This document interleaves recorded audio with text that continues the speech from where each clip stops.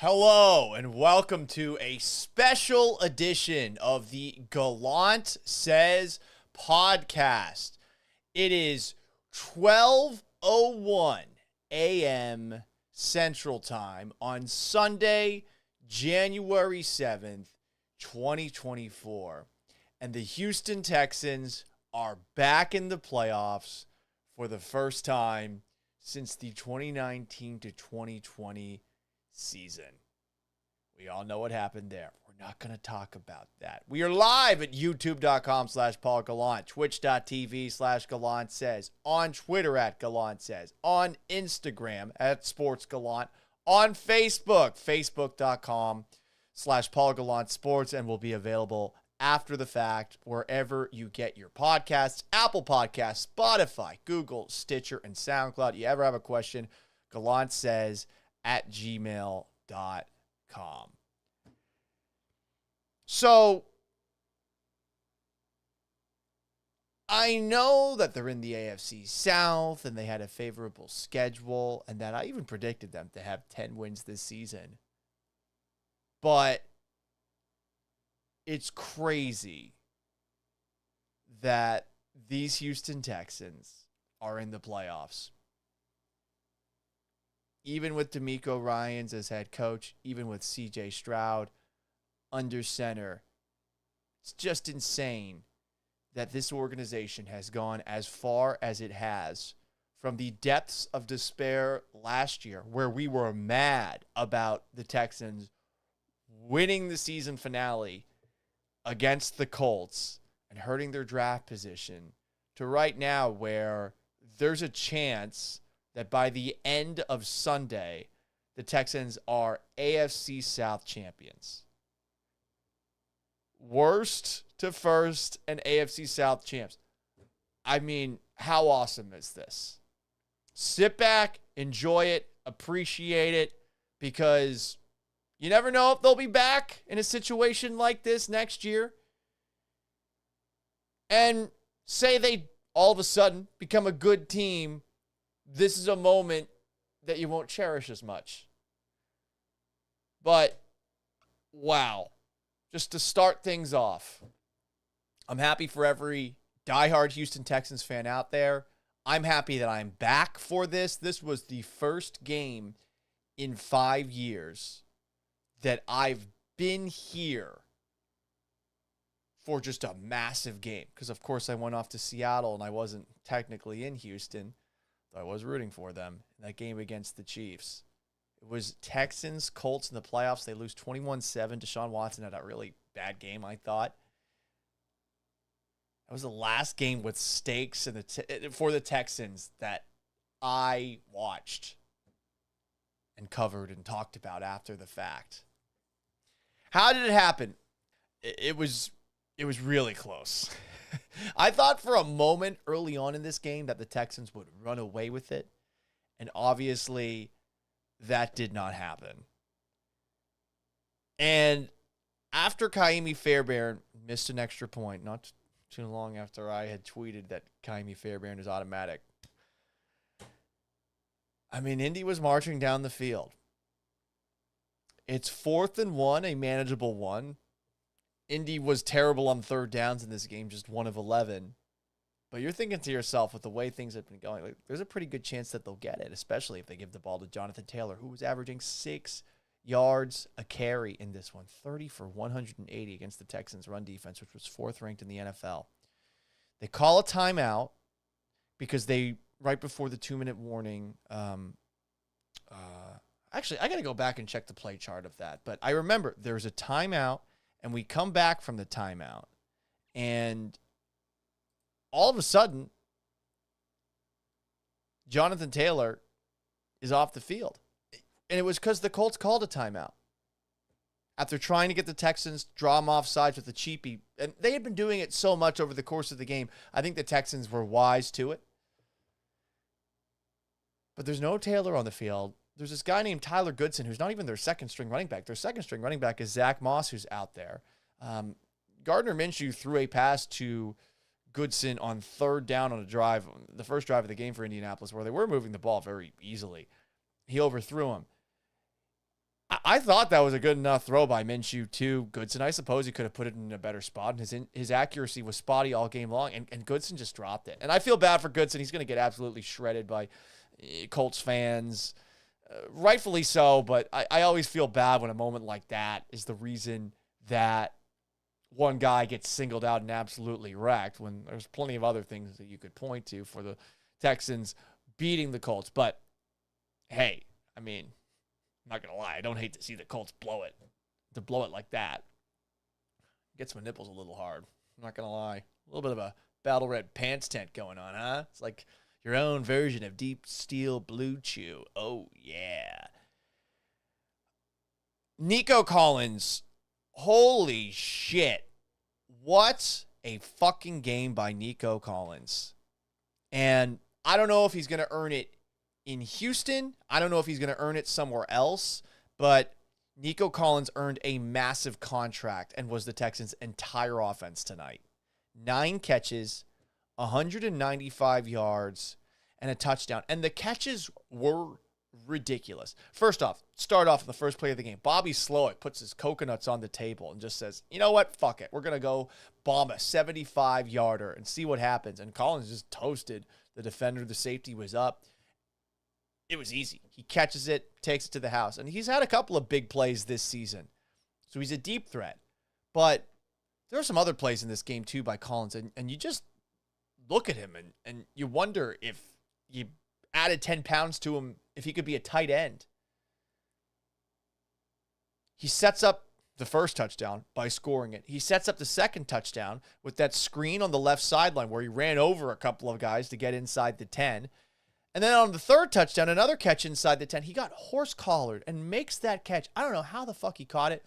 He had a beautiful diving catch on a pass that C.J. Stroud, great throw, where he's just going backwards and backwards. Somehow got enough power into that throw to throw a pass to the sideline that Collins makes a great catch on. There was another play where Collins ran somebody over. He was so awesome in this game. They do not win this game without him. He was their entire offense. Stroud threw for 264 yards. 195 of them were to Nico Collins. They couldn't run the ball. Devin Singletary had 24 carries for 63 yards and a touchdown. There was no Damian Pierce in this one. Dalton Schultz had 5 catches for 42 yards. So really it was like a 2-man offense in the passing game. Not much out of John Mechie, not much out of Xavier Hutchinson. But Collins was awesome. And I am very curious to see what the Houston Texans do in the offseason. Obviously, that's a conversation for a later day. But for the sake of having it just in this moment right now, what makes me wonder about his future here is the fact that Nick Caserio is from the Patriots, and the Patriots never paid wide receivers. Is that going to change here? A guy that Nick Caserio, drafted in the 3rd round. Definitely makes him look good to keep Collins around. You know, you want to keep the guys that you find in the middle of the draft on your team as long as you can. But this is his first season, and as someone pointed out on the live stream, Collins is somebody that hasn't been awesome with every single quarterback that he's worked with. But I suppose, like Davis Mills, maybe we should have taken a step back as far as believing going into last season that he actually had anything that he brings to the table. No offense to him. Don't want to take shots, but his throws to the sidelines were just not good enough. But Collins was great. And I hope that the Texans, against whoever they play in the playoffs, we'll talk about the playoff scenarios a little bit later. I hope that the Texans are still able to find ways to get him the ball because, I mean, he was their whole offense. They couldn't run the ball, and no one else could really get open in this game. I want to read some comments here. YouTube.com/Paul Gallant. You can also join on Twitch, twitch.tv/Gallant says. Half Nielsen said the Texans won the whole damn thing. Not quite yet. Not quite yet. They need some help tomorrow. They need the Tennessee Titans, who will start Ryan Tannehill against the Jacksonville Jaguars, who are 4.5-point favorites on the road. They need the Titans to show up in what might be Vrabel's last game with the Titans, Tannehill's last game with the Titans, Derrick Henry, their running back's last game with the Titans. Shredder says, damn, it feels good to be a gangster. Glad to have you back, Shredder. Half Nielsen on the Twitch said, I'm going to get a championship sticker in calligraphy for my lowered Chevy tinted out truck. How about you get one on your forearm? Get one of those henna tattoos that says championship on it. Now, it won't look great if the Texans didn't win the AFC South, but hey, how about that? Millhouse on Twitter, also known as X, says, let's fucking go. I agree. Houston Beth comments, youtube.com/Paul Collin. I'll take the wins even if there's ugly. Yeah, no shit. No shit. They're in the playoffs. Any nitpicking by me, just remember that's my job. I am paid to complain, but I'm very happy right now. Like, once this is done, I'm getting on my corduroy button down. I'm putting on my Texans starter jacket, and I'm going out on the town. I don't know where I'm going, but I'm going somewhere.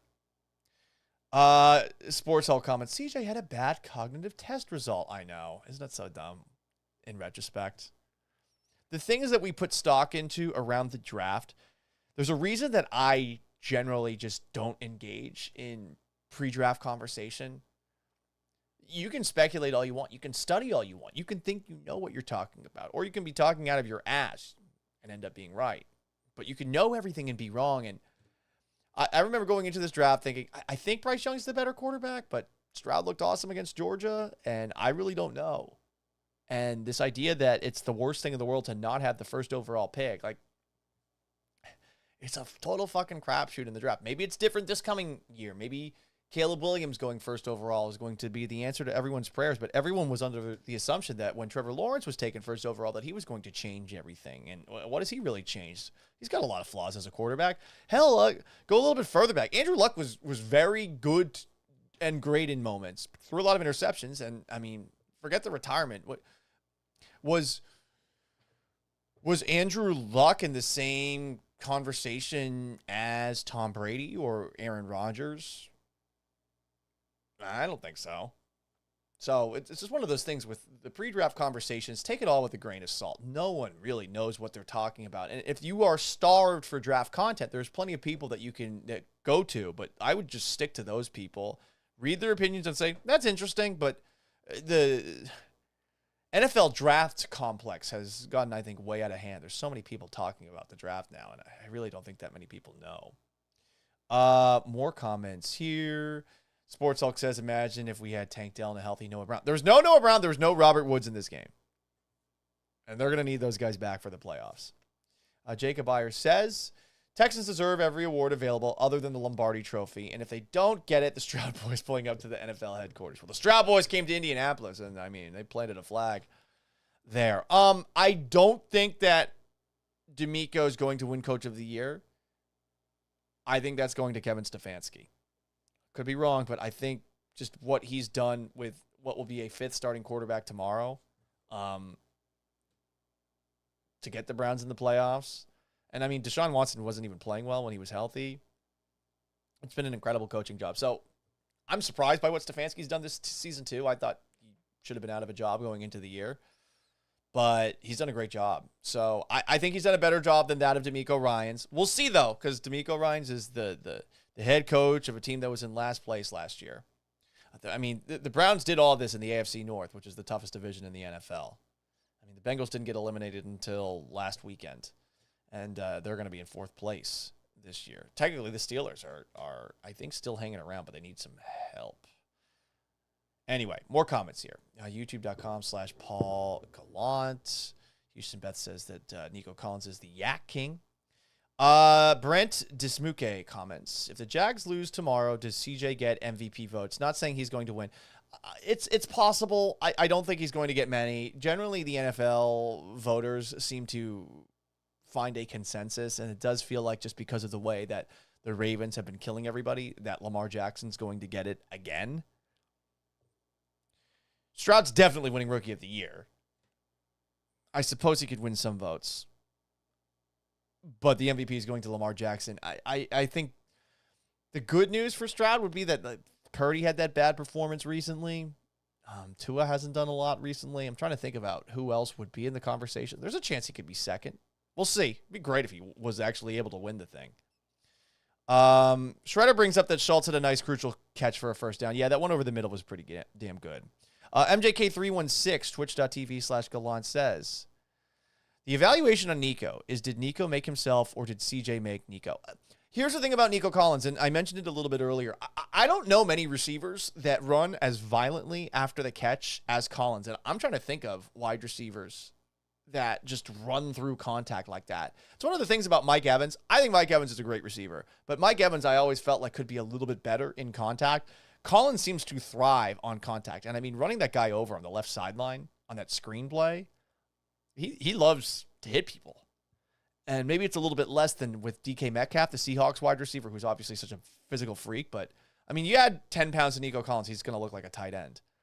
So I think that side of Nico Collins, his ability to make things happen after the catch and his ability to make big plays happen, obviously CJ Stroud is a part of that. But at the same time, there are some real skills there, and he's a huge guy. He's massive. I thought we would see that jump from year 1 to year 2. We're seeing it right now. And, I mean, just look at his numbers. Like, he's had a bunch of big games this year. He had the 7 catches for 146 against the Colts in week 2. That was his first coming out party. 7 for 168 and 2 touchdowns against the Steelers. One was a 52-yard touchdown. And he had 9 for 191 yards and a touchdown against Denver. Like, he has big games. And how many games did he play this year? Did he play 15 games? Did all this in 15 games. Imagine what his numbers would be if he had played in 2 more. 80 catches for 1,297 yards and 8 touchdowns. I still remember vividly, whether it was week 2 or week 3, I was in the Texans locker room. I think it was after week 2. Maybe it was after week 4. And asking Nico Collins, because I was surprised. I looked at the numbers, and he was like top 3 in the NFL in receiving. I was like, are you surprised by this? Like, it's pretty damn crazy. And he was pretty humble about it, but he seemed to be a tad surprised by it. And, I mean, look at what he's been able to do since then. It's been really fucking awesome. Tons of comments in here. Appreciate everybody jumping aboard late on Saturday night, a.k.a. Sunday morning. KC up next says HTX Cisco. I don't think that's the most likely outcome. So, ideally, we want the Texans to win, so we get a home game for the Texans at NRG Stadium. They get that if the Jaguars lose. The Jaguars playing the Titans, I think there's a pretty good chance the Titans win this game tomorrow because of the people that might be playing in their last game, coaching their last game for the Titans. I think there's going to be some extra pride on the line, and I just don't think very highly of the Jaguars as an organization. Last year, I think they overachieved, and this year they've come back to earth. Not to say they're bad. I just think they're a tad overrated. I think that's the second most likely outcome, though. I think the Texans are going to end up playing the Bills in Buffalo, which could involve snow and just be certainly an interesting watch on television. Hopefully there's no 35-3 leads that get blown. The Bills are going to have more Bills fans in Miami tomorrow than Dolphins fans, and the Dolphins are dealing with a ton of injuries. And the Bills are hot. And I don't want to play the Bills. That's the team I want to play the least if I'm the Houston Texans going into the playoffs with the way that they've played of late. But the Texans only play the Chiefs if the Dolphins win. I'm having a really hard time seeing the Dolphins win that game. I could be wrong. But Jalen Waddle's hurt, Bradley Chubb's hurt, Xavier Howard's hurt, Raheem Mostert's hurt. Like, there's a lot of banged up guys, and I'm not sure who is and who isn't playing. All I know is that they're not at 100%, and the Bills somehow are figuring it all out after that report came out about how Sean McDermott, before a game or at some point during a team meeting, like, was talking about how the 9/11 hijackers, like, were great when it comes to teamwork. Jesus Christ. Can't believe that happened. They've been better since then. DPMCAUS says the Texans are old school Steelers gritty. Well, what kind of old school are we talking about? Because I hope we're not talking about the 2000s ones, because my beloved Patriots owned that ass. What else do we have? Jacob Ayers. Colin Cowherd called CJ a bust. We will hold him to account for the rest of time. This is why I don't understand why he went about and did that. Like, he's a future bust. And I've done it before too. I know when I was 7, I was like, Peyton Manning sucks because the Gators always beat him. Ryan Leaf's going to be the best quarterback. Now, I was 7. Colin Cowherd's an adult man and has been talking about sports for a really long time. But he changed his tune pretty quickly on Stroud. I want to say it was like the first couple of weeks. I think once he finally saw him playing games, he changed his tune. So I'm not going to be so hard on him going forward. Jared Williams, shout out to you. Waiting since Massage Watson for this moment, man. MJK316 says Caleb Williams is going to be the next Ryan Leaf. Lots of comments here. HTX Cisco asks, will Casario trade up for Marvin Harrison Jr.? Doubtful. Blah, blah, blah, blah, blah, blah, blah, blah, da, da, da. What else do we got? Do you mind if I talk about the negative? The Texans did not make this easy for themselves today. 11 penalties for 69 yards. Laremy Tunsil had 2 false starts. I don't know how many false starts he's had this season, but it seems like he's had a lot of fucking false starts. Jesus. Jonathan Taylor against the 4th-ranked run defense, that's what the Texans have in the NFL, had 30 carries for 188 yards and a touchdown. That is a tad concerning, and I know that they're banged up on defense. Jerry Hughes was limping around. I don't know if he came back in the game. Will Anderson was banged up in this one. There was no Jonathan Grenard. Denzel Perriman left for a little bit of time. But, I mean, the Colts did whatever they wanted on the ground. Taylor was banged up going into this one, I think, and he was definitely banged up in it. He was doubtful to return at one point, and I just can't believe that they took him off the field for Tyler Goodson on that 4th and 1. I can't believe he let them take him off the field for that 4th and 1. You know, like, people are going to talk about the Minshew throw, the Steichen play call. I mean, the Steichen play call was good. The Minshew throw was there. He just dropped the fucking ball. But the penalties on the run defense are a bit concerning. And I think you did win today because Gardner Minshew is very inaccurate when he's pressured. He had some very ugly throws in this game, and unfortunately the Texans weren't able to pick any of them off. But, like, they were so one-dimensional. And yet, there was a moment where 7.5 minutes into the third quarter, the Colts had 100 yards rushing in that quarter. It's fucking crazy. Let's read some more comments. You can get after me on Twitter, twitter.com/Collin says. Do people still do that? I guess you just have an app on your phone, but x.com, I suppose you could do. Ever Alvarado on Twitter comments, hey, Paul, Texans, Rockets, and Cougs won. Great night for Houston. Love the show. It is a great night for Houston. The Rockets beat the fucking Bucks. How about that? More comments, youtube.com/Paul Gallant. Mr. Heisenberg says, D'Amico is doing more with less. Coach of the year, in my opinion. Yeah, I disagree with that. CJ Stroud is better than all the quarterbacking that you've gotten out of the Browns this year. And they do have some talent on defense, no doubt about it. And Myles Garrett and everything like that. But, I mean, their offense is just Amari Cooper right now. They lost Nick Chubb for the year a while ago. Remember that graphic injury that he suffered? It was awful. I mean, that was generally their offense year in, year out. And they've made this work with Joe goddamn Flacco. More comments. Nico Collins is like Brock Bowers. Huh? That's an interesting one. Ever Alvarado asks, Paul, who do you want the Texans to play? I want the Texans to play, of all the teams, the Browns. Because you just played the Browns not that long ago. And it's Joe Flacco. Is he going to be able to do that again? I think the odds are against it, but he's been surprising everybody since his return. I think the recency helps, and the fact that the Browns did not see C.J. Stroud helps. But you do need to get Robert Woods and Noah Brown healthy. I don't know if anybody knows anybody who knows a guy who can, make guys a little bit better. But they should do that. What else do we have here? What a pull. Shout out to you, Fetiz Serum 05. Remember David Boston from the Chargers way back in the day? I remember David Boston from the Chargers. He was on the Cardinals, I think, for a while. At first. Ohio State wide receiver. Another person, Killicam TV, is asking, would you rather have the Texans face the Browns, Colts, Bills, Chiefs, or Dolphins? They can only play 3. They can only play the Browns, the Chiefs, or the Bills. And power ranking them, Browns I'd want to face first. Chiefs I'd want to face second on the road. Because their offense, I feel like you match up pretty well with them. Travis Kelce's the only guy that concerns you, and their receivers are not good. They've been an issue all year long. And Kelce's not having the best years. Not to say he's having a bad year. He's just not having a Travis Kelce year.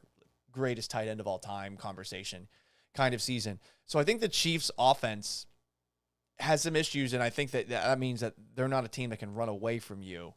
The Bills, though, they're a big play offense. Allen extends plays. Stephon Diggs is great.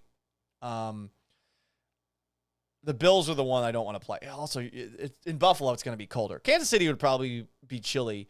And I'm probably dumb for saying, I'd rather play Mahomes than Allen if I'm the Texans. But that's where I'm at. I do not want any part of the Bills, and I do think that the Bills are the most likely outcome.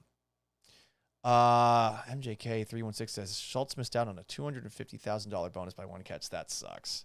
I saw that there's a headline up on ESPN.com that Jadeveon Clowney got a sack bonus for $750,000, and I guess he had a big blowout party. Shout out to Jadeveon Clowney. I always liked Clowney. Clowney's a funny guy, for those who don't know. I know a lot of people are like, oh, he's a bust. He was a damn good run defender for the Texans. He was a good player. We put very unfair expectations on guys who were taken at the top of the draft. I think, really, I hate draft coverage. It just makes everybody go crazy. Like, oh, if you're the first overall pick, you should be X, Y, Z. Or how about just be a good player that lasts in the league for 10 years and ends up being a starter for a team, you know? I think I've answered the who do I want for the playoffs question a couple of times. Luis asks, do you think the Texans will make it past the first round? I want to be optimistic, but I don't think we do. Again, it's entirely based off of the matchup. Spitballing off the top of my head number, I'd say like right now, 40% chance of advancing to the next round.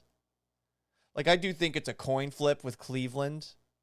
I think Kansas City is definitely going to be favored against you. And, you know, my gut would probably tell me to pick Kansas City in that game. And I think you're definitely losing to Buffalo. I really do. I think Buffalo's finally figuring things out. And you got a lot of shit to clean up. You know, I mentioned the penalties. I mentioned the run defense. Like, that's the strength of your defense. And it just got completely embarrassed today, even if there are injuries. Something I want to do going forward for these little post-game shows, 3 up, 3 down. Nico Collins way up. Nico Collins contract way up. Nico Collins agent way up. CJ Stroud as well. Stroud took care of the football, made the correct decisions, had a couple of really pretty throws in this game. And number 3, Cam Johnston. Cam Johnston had a great game punting the ball. He had 6 punts. He had 4 of them inside the 20. One of them went to the 1. One of them was 62 yards. And then he had that safety at the end, which ran the clock down to 1 second. It was awesome. Good job by our Bill Burr comedian, lookalike punter. 3 down. Laramie Tunsil. Fuck, dude. Stop with the false starts. Jesus. 2 more. I love your fashion. I do think you're a great tackle. Obviously, it's a little bit difficult when you're playing indoors on the road against a team that pumps in crowd noise, which the Colts do. God, I hate the Colts. This is so great. Obviously, it was a very one-sided rivalry. You listen to the last podcast between the Texans and Colts. Like, the Colts own the Texans. It was 33-10-1, I think, going into the game. So it's awesome to beat them. I hate them with a passion. You see all the Patriots shit behind me. I'm from Boston originally. I hated the Colts growing up. Hated them. My favorite sports memories were going to the 2004 AFC Championship game where Peyton Manning threw 4 interceptions in that game, 3 to Ty Law. And then the next year when the Colts bitched and moaned after that game about how the Patriots are holding us, the Patriots beat them in the season opener, and then they beat them in the playoffs with a bunch of backup corners. And the Colts scored 3 points. It started snowing, and whenever it started snowing, remember if you were a Patriots fan, you're like, yeah, the Colts are soft. It's just a soft football team with their little tiny fleet receivers. They're going to flop whenever they catch the ball, not even try to extend the play. They're no Nico Collins, that's for damn sure. OG Texans fan says, Paul, I like your show, but fuck you. I'm here in Indy representing at the game unlike you. That's a personal problem. Never go to that shithole of a city. And I never will. And I love to dump on it, even though I've never been to it and know nothing about it. It's entirely based off of my dad telling me about one time at an airport bar. He just decided to tell the airport bartender, this is a fucking terrible city. And I agree with him, largely due to the fact that I hate the Colts. But fuck the Midwest. That's your fault going up there. But he continues, OG Texans, this win was for all the real Texans fans here in Indy and for all the Raza in South Houston. More comments here. YouTube.com/Paul Gallant. Twitch.tv/Gallant Says. Twitter.com/Gallant Says. Instagram.com/Sports Gallant. MJK316 on the Twitch.tv/Gallant Says Taylor whipped us like a scolded mule. James Gilstrap says, Minshew's going to get a lot of flack for that last throw on twitch.tv/Collin says. Yeah, there was I saw Landry Locker found this video. It was right after the game went final. It's a video of, oh shit, who was it? Shane Steichen and Gardner Minshew were talking back and forth about something, and I think that Steichen told Minshew that that's on you. And, I mean, if the ball was misplaced, I suppose you could make that argument. I don't know if that was about the ball placement as much as just hit the fucking guy in the hands. It's the NFL, man, you know? And I feel bad for Tyler Goodson. Like, drops do happen. That's a shitty way to go for a player, but, I mean, I hate that. I hate that fucking horseshoe. I hate it. Texans are in a division of thieves. The Colts were stolen from Baltimore and moved to Indianapolis. The Oilers were stolen from here and moved to Nashville. And the Jaguars will eventually be stolen from Jacksonville and moved to London. There's only one team that cares. At the very least, the Jaguars are playing multiple games a year in London, so that's a couple of games stolen away from hardworking, blue-collar Jacksonvillians. Like that lady that went viral talking about her beach house and how the Jaguars were going to steal the show. More comments. YouTube.com/Paul Gallant. Hackashack says the Browns were expected to be a playoff team with a mediocre Watson. Texans were thought to be a bottom 2 team. D'Amico for coach of the year. Yeah, but they didn't. They don't have Watson. Like they've had a shitty quarterback situation. Hey, look. I'll be happy if D'Amico Ryans wins it. Truly. I will be very happy if he wins it. But the Stefanski thing, they've had 5 starting quarterbacks this year. And I do think that like the Texans and D'Amico Ryans by proxy, they do have like 3 really bad L's on them. Lost to the Jets. Stroud was healthy that game. They lost to the Panthers. They lost to the Falcons. You know? More comments here. YouTube.com/Paul Gallant. Twitch.tv/Gallant says. Shredder says, what needs to change in the run defense and run offense before the playoffs? Well, run defense, you just got to tackle better. There were a lot of missed tackles in this one. Blake Cashman had the missed one on the big touchdown run by Jonathan Taylor. Christian Harris had a couple of missed tackles too. I'm a big Christian Harris guy. Everybody knows that. If you've listened to me long enough, I just love the way he lights people up, and I also think he's funny. Wasn't his best game. Tackling has to be better. And, you know, they had that swarm mentality, and they had a couple of moments where like, they did a great job of, like, running to the ball, but they just got to tackle. It's really that simple. And, look, that field is not a great field. A lot of people slipping on it, so I suppose you can make excuses if you want, but their pass rush is good, and their run defense is generally good. It has to be better than what it was today. I suppose the good thing about the possible matchups is that when you think of Cleveland, you think of the Chiefs, you think of the Bills, you're not really thinking about the running game. But I will say, as far as the running game, James Cook, the running back for the Bills, has been playing very well of late. YouTube.com/Paul Gallant. If you got a comment, twitch.tv/Gallant says. Also on Twitter @Gallant says. HTX Cisco is asking, what do you think they'll do at running back next season on Twitter? They're going to bring Singletary back, I'd imagine. I bet they draft a guy. I think they will shop Dameon Pierce around. The fact that he didn't play today, I don't know if there was an injury I'm unaware of, but that was surprising. Not even 1 carry. Was he returning kicks? I don't think he was. Let me look this up. Because I think it was Desmond King for everything. Nope, Pierce did return a kick. Yep, 30 yards. Jesus. Barely noticed him out there. King had a couple of nice punt returns, by the way. Especially that one on the left sideline. I think he juked like 3 or 4 people. Impressive return. Alex Mauricio Zepeda. I'm going to repeat it because he put this all in all caps on youtube.com/Paul Gallant. Texans must defeat any team to prove they are the best. This is the year of the Texans. Okay, cool. They are going to miss Tank Dell, as Malone Lave 21 points out. They need him, I think, in this one. Ever Alvarado says, I'm glad Kaimi got that missed field goal. Extra point, to be specific, out of the way. This way, it won't happen in the playoffs. You hope so. I feel like a fucking idiot for tweeting out that Kaimi Fairbairn is automatic. Shame. Shame. Shame.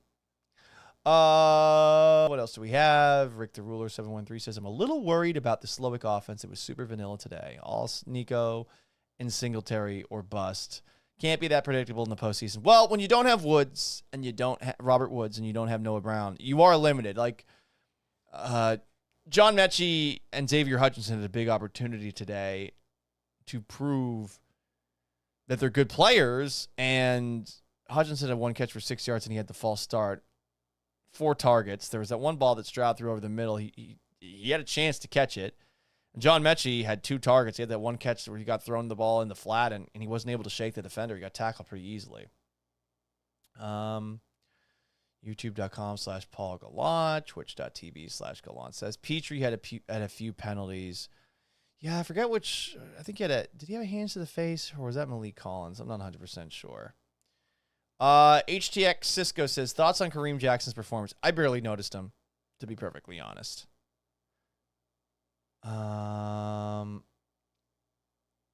Terrence Simmons asks, do you think Queen from the Ravens will be an option next year? Patrick Queen. That didn't involve money, so probably not. Sunny Digital says, I don't want to hear any talk of us getting lucky. We had 11 flags to go the Colts' way. We were practically gift wrapping the game.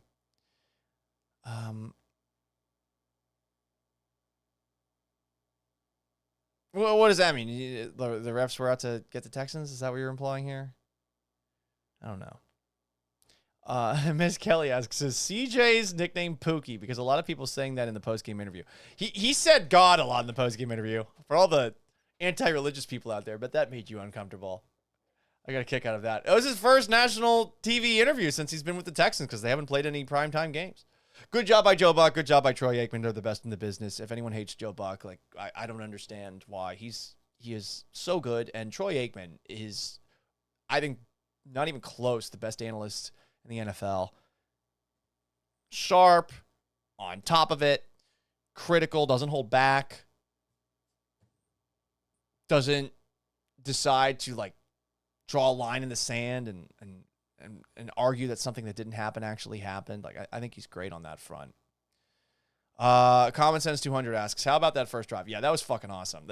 That's the great way to open the game. I really wish the Texans had just fucking 40-burgered the Colts, but instead, it's a close game and takes a drop pass at the end to win. One last thing I wanted to touch on. I think predictions are dumb. Whether it's predicting the outcome of a game or predicting what a team will be over the course of a season. But we do it. It's part of the sports media game. You gotta be bold. And then when you're wrong, you laugh it off. When you're right, you're supposed to like puff your chest and bray about it. But I did predict, believe it or not, that the Houston Texans would have 10 wins this season, that they would go 10-7. I'm wondering if our boss at ESPN 97.5 and 92.5 is going to post the video. But I remember doing it because he just went around the office asking people what he thought the Texans' record would be. And I said 10-7. It's really about the D'Amico Ryans vibes. And I think that CJ Stroud, by the end of the year, will be a lot better, especially based off of what we had seen in the preseason. There was like week to week, there was a little bit of improvement. But obviously, I was being very optimistic, and part of that had to do with the Texans' very favorable schedule and just being in the AFC South. But part of it also was lucky. Every single year in the NFL, there's going to be at least one team that surprises everyone and goes from worst to first. And to me, I was like, well, it does seem like the Texans would qualify there. So there you go, guys. I did predict them going 10-7, but you don't have to give me flowers or praise me as the greatest talking media head in all of Houston sports. You don't have to do that. But, I mean, if you do, leave a little bit of cheddar, huh? I think you could donate on this, huh? Paul, your prediction was so great. Here's 5 cents. Would love that. But that's going to wrap up tonight's show. It'll be available in podcast form. I'll probably come back to post it later because I want to go drink. That's why we're ending this thing, because I wanted to drink. I answered enough of your questions. Leave me alone. But the Texans are in the playoffs, guys. Enjoy it. Have fun watching the games tomorrow. Jaguars lose. Texans win the AFC South. The only two games to pay attention to from that perspective are Jaguars-Titans. That's in the noon window. And Bills-Dolphins Sunday night. Enjoy a Sunday without stress. You're in. It's a great day in Houston sports. I'm happy for you guys. Hell, I'm happy for myself. I hope we get to do a couple more of these. And we'll have a lot of shows, I think, over the course of the week talking about this. They'll probably be a little bit quicker, maybe like 10 to 20 minutes or so. But come on, we got to ride the momentum, baby. Anyway, so long, farewell. Have yourselves a wonderful, it's Sunday. It's 12:42 a.m. Have yourself a wonderful rest of your weekend. And we'll be back at it Monday night, right after the National Football. Wait, what was it? The National Championship for college football. So long, farewell.